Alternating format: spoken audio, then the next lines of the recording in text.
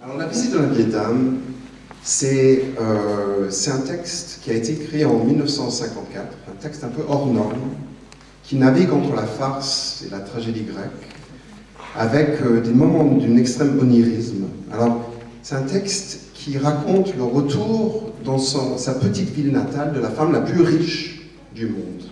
Alors, c'est une ville qui se situe dans un pays germanique jamais nommé. On peut penser que c'est la Suisse ou l'Allemagne, peu importe. Et c'est une petite ville qui, petit à petit, s'est enclavée, qui est devenue très très pauvre au fur et à mesure des années, et donc les habitants attendent avec beaucoup d'appétit le retour de cette dame. Alors elle revient, ils sont tous autour d'elle, elle dit, en effet, je veux vous aider, je vais vous donner 1 milliard, mais sur une condition. Ils sont tous là, ils sont très excités, et 1 milliard, c'est quand même beaucoup. Et sur la condition que vous tuez l'homme qui m'a délaissé quand j'étais jeune. Alors je ne vais pas vous raconter la fin, mais ça enclenche une série d'événements sur une construction absolument remarquable qui passe des moments de rire absolu, on rigole beaucoup, à des moments de tragédie pure.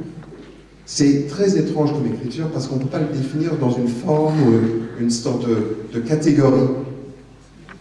Alors, c'est prémonitoire sur certains points ce texte, comme dans une critique de la société de consommation. C'est écrit en 1954, mais déjà, il y a une prémonition de ce désir des matériels qui va engouffrer l'Europe et le monde. En plus, il est suisse, dirait Matt. Oui, c'est encore, oui, tout à fait, pour la société de consommation. Et en plus, c'est une sorte d'analyse en même temps de ces phénomènes de masse qui ont traversé l'Europe, qui ont mené le nazisme notamment, mais toutes ces formes totalitaires. Et voilà, je pense qu'il utilise, bon, un dernier mot là-dessus, c'est qu'il y a un vrai plaisir de théâtre.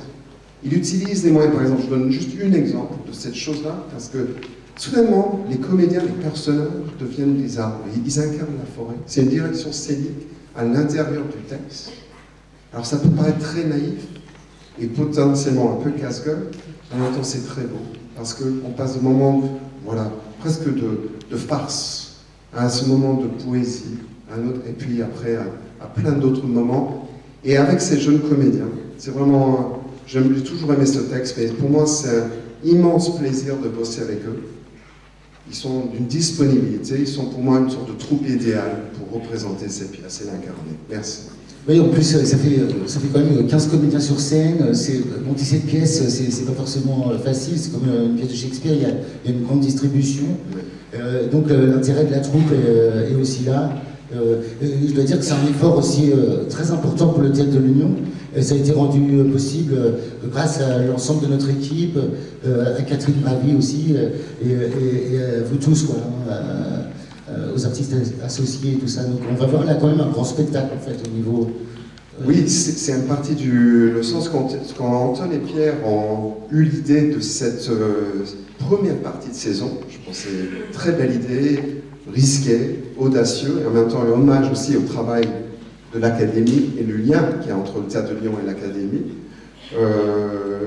Voilà, mon désir a été de pouvoir faire un spectacle avec les 15.